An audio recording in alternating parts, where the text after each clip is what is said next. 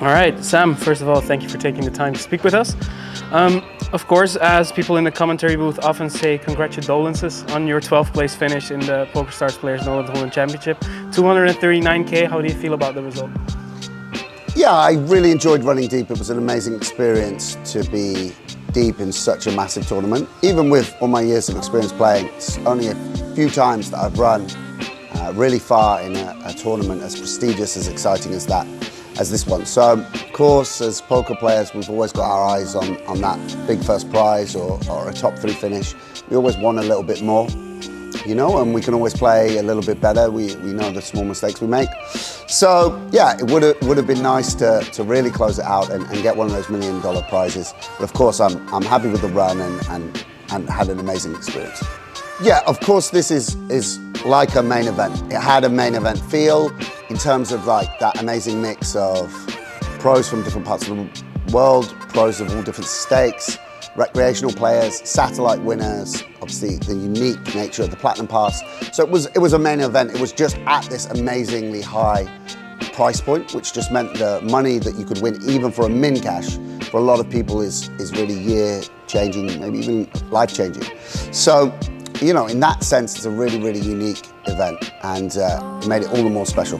You gave a great welcome speech at the Platinum Pass Platinum Pass winners at the welcome party earlier this week. You seem to take your ambassador role quite seriously, as you should, but what makes a great poker ambassador?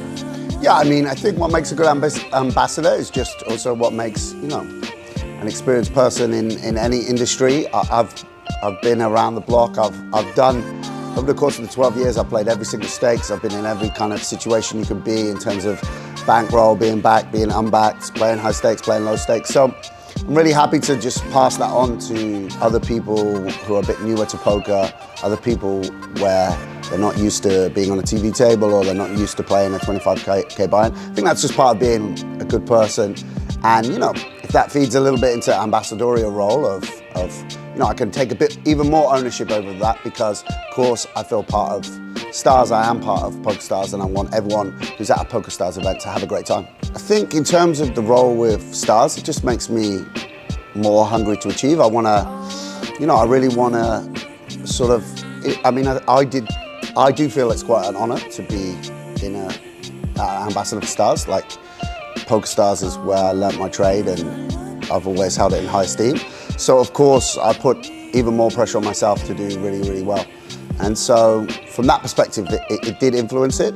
You know, of course, you know, I want to do well just for myself, for the people that invest in me and super high rollers as well. If we talk about the 210K coin Rivet Invitational, just mentioned it, the 5.5 million score, we of course have to mention Cyprus and the upcoming EPT in the Mediterranean Sea.